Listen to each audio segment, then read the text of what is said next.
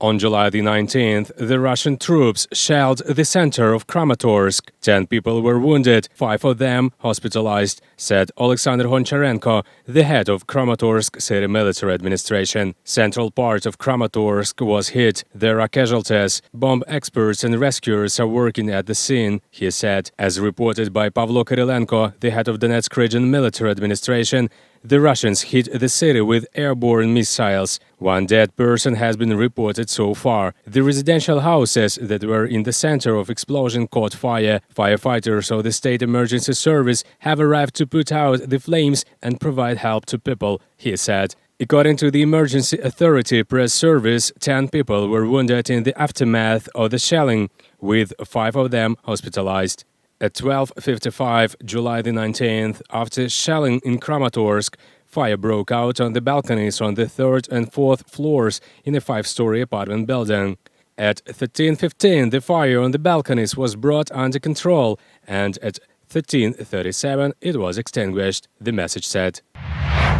In the afternoon of July the 19th, the Russian forces shelled Sloviansk. Some people found themselves blocked under the rubble of residential houses. Some were injured, said Vadim Lyakh, the head of Sloviansk military administration. Regrettably, Sloviansk was shelled again. We heard 4 blasts. Many houses are damaged. Some people are blocked under the debris. There are wounded people. Fortunately, no fatalities have been reported. The information to be clarified. Hold on, we stand together, take care. 5 Donetsk region residents were killed on July the 19th after the Russian shellings, namely 2 people in Krasnopille, 1 in Kramatorsk, 1 in Soledar and 1 in Avdiivka, said Pavlo Kyrylenko, the head of Donetsk region military administration, in his Telegram post. Another 16 people got wounded, he posted. On July the 19th, the Russian military shelled 15 municipalities in Donetsk region. They fired R-37 and S-300 missiles, Grad and Tornado, rocket launchers and other artillery systems, according to the press service of Donetsk Region Police. The police notes that 56 civil facilities were destroyed or damaged. That is 36 residential houses, including 16 apartment blocks, a school, library, art school, farm, some enterprises, etc. The Russian army struck missiles in Odessa region. As a result, some waste and an old storehouse were set on fire, according to the press service of Odessa District Military Administration. The blast in Odessa was heard at 22:20. The fire was put out, no one was injured. The National Police website stated that explosive technicians and police officers are working at the sites where Russian shells hit in Nikopol, surveying and demanding the areas, as well as investigative and operational teams documenting enemy shelling. So far, explosive technicians have processed 12 fragments of explosive objects. Work on demand in Nikopol and the surrounding area is ongoing. After the shelling, the pit is inspected for the presence of elements that have not exploded. Shell fragments were found at the scene. The Russian army fired over 30 rockets from grad launchers on a residential block in Nikopol, Dnipropetrovsk region. 2 people were killed and 9 wounded, posted Valentin Reznichenko, the head of Dnipropetrovsk region military administration, in his Telegram channel. As the official informed, 6 wounded people were hospitalized, including 4 children. The youngest is just 3 years old. Mr. Reznichenko noted that 3 detached houses were destroyed to pieces and about a dozen were damaged. The rescuers are clearing the debris and assessing the scale of destruction. Pyrotechnicians are also working. Shells that did not detonate are scattered around the city.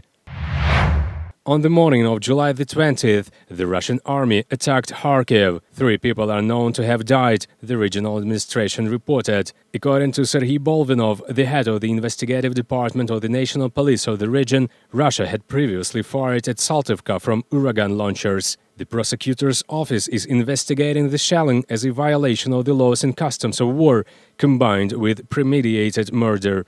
As a result of the shelling, peaceful residents of Kharkiv who were at the public transport stop at that time were killed. Among them was a married couple, namely a 69-year-old man and a 68-year-old woman. A brother and sister were also at the stop. A 13-year-old boy died on the spot. His 15-year-old sister was injured. In addition, a 72-year-old woman is among the injured, the prosecutor's office said. The father of the deceased teenager recited prayers over his deceased son for 2 hours, reports the correspondent of Suspilne. The policewoman was holding the man's hand all the time, and he was holding the dead boy's hand. The mosque was damaged as a result of the shelling.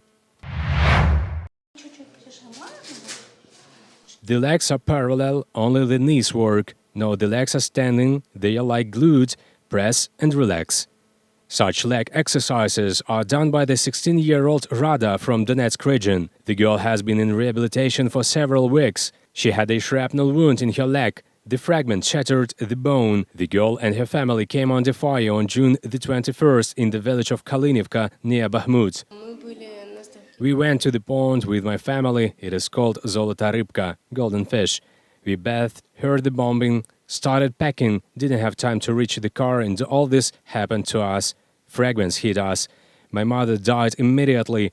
Then my stepfather took us to the nearest hospital. Then we went to Bakhmut, then to Konstantinivka, and then here. Rada underwent several operations and now she's undergoing rehabilitation procedures to start walking again without crutches. She tells what she wants more than anything.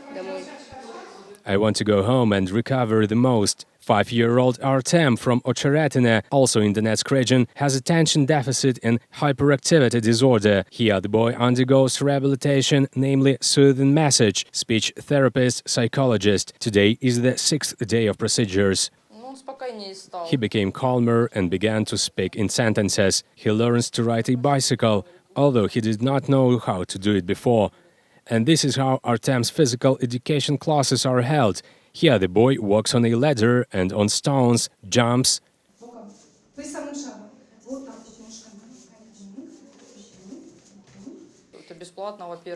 It's free. We don't have the funds right now to pay for everything. He is achieving great results.